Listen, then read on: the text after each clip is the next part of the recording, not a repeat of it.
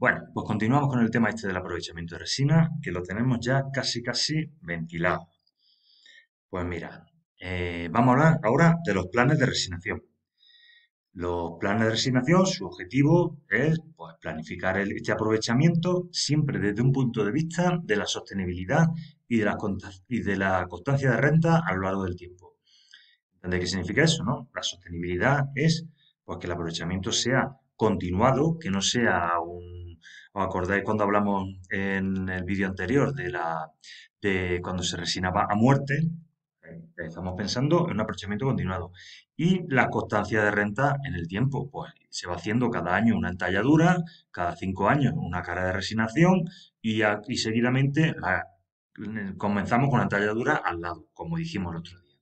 Pues esto se planifica o se gestiona mediante lo que se le denomina planes de resinación.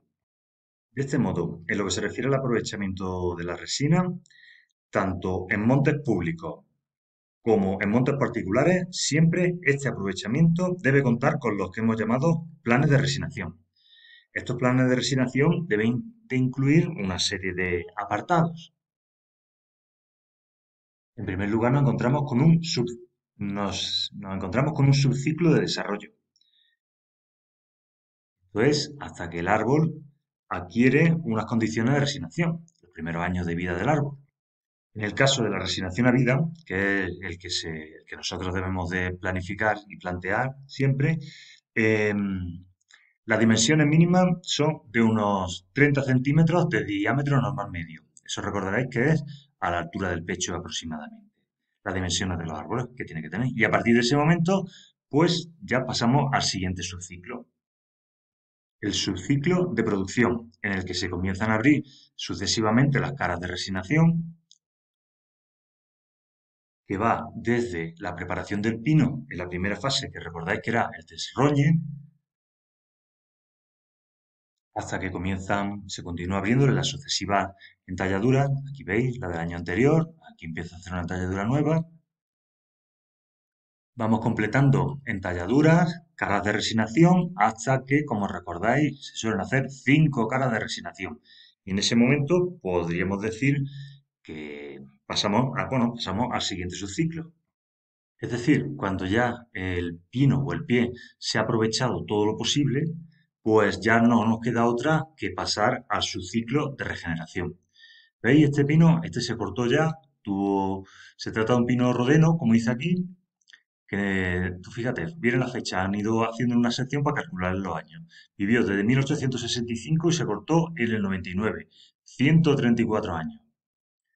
Aquí viene la historia. Se abre con 37 años, se le abre 20 centímetros de diámetro. En el 92 se le abre bueno, en este caso sería la primera entalladura o la cara de resignación. No sé a qué altura la habrán cortado.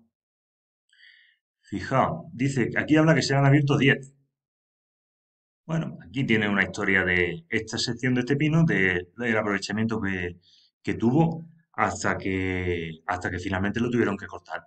Lo cortaron porque ya no tenía otro aprovechamiento. Y ahora se pasa al subciclo de regeneración. ¿En qué consiste el subciclo de regeneración?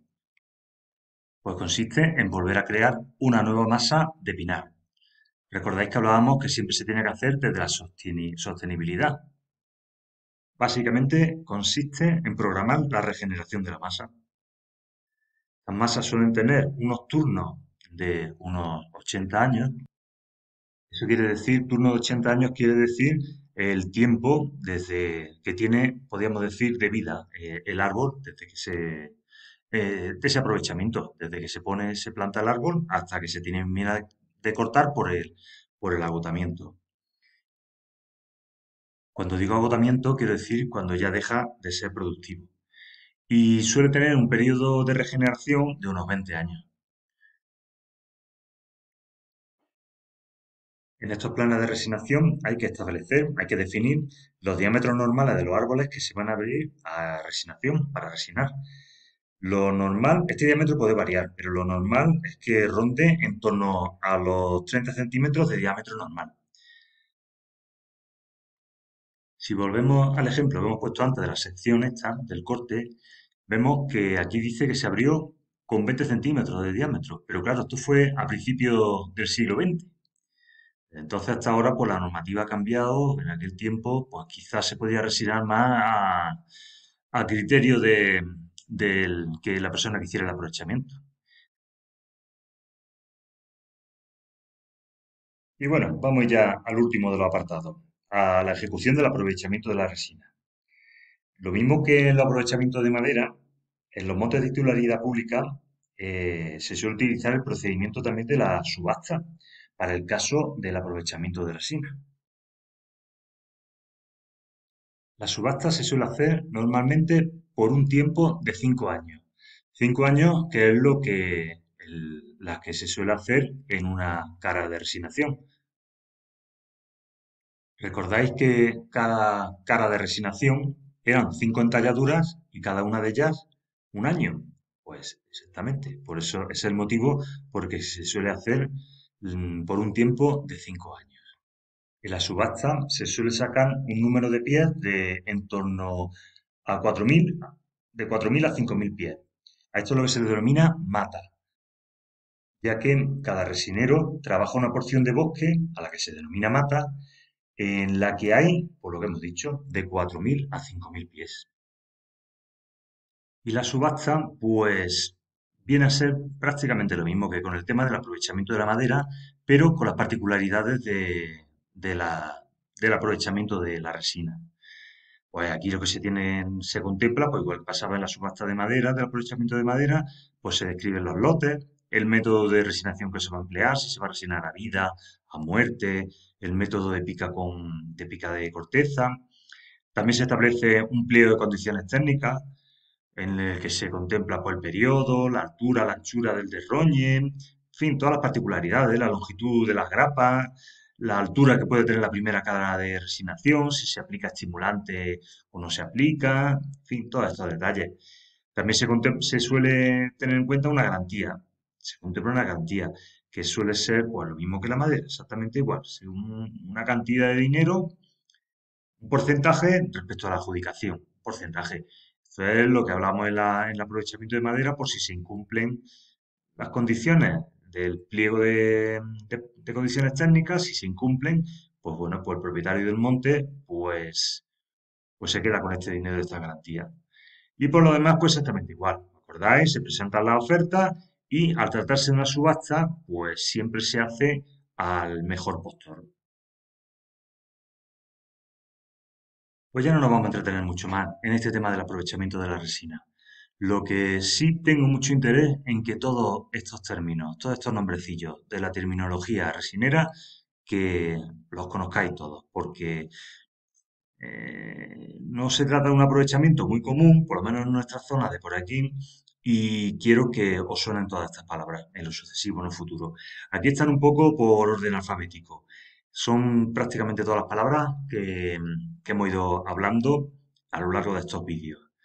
Pues bueno, os voy a juntar también este archivo para que lo vayáis viendo y para que lo tengáis vosotros, porque este es un punto muy importante que yo sin duda va a caer siempre en los exámenes. ¿Vale? Son nombrecillos que hemos ido dando, como digo, a lo largo de todos estos vídeos. Se refiere a las herramientas, bueno, a las partes que se utilizan em, del monte para aprovecharlo, como por ejemplo la mata. ¿Vale? Y aparecen también algunos nombrecillos que yo creo que no lo hemos llegado, de los que no hemos llegado a hablar, como por ejemplo esto de la tea. Ya sabéis lo que es, ¿no? Bueno, la tía es la madera que queda después de cuando es madera, podríamos decir que ha quedado dentro de su fibra, ha quedado resina, gran concentración. Esto se utiliza mucho se utilizaba antiguamente para encender chimeneas, cuando no había fuego, cuando no había pastillas. Arde muy, muy fácilmente. O sarro, el conjunto de acículas, corteza y otros restos vegetales situados bajo la cara de resinación. Bueno, son unos términos que creo interesante que los conozcáis. Pues nada, chicos, lo dicho. Un saludo y hasta luego, adiós.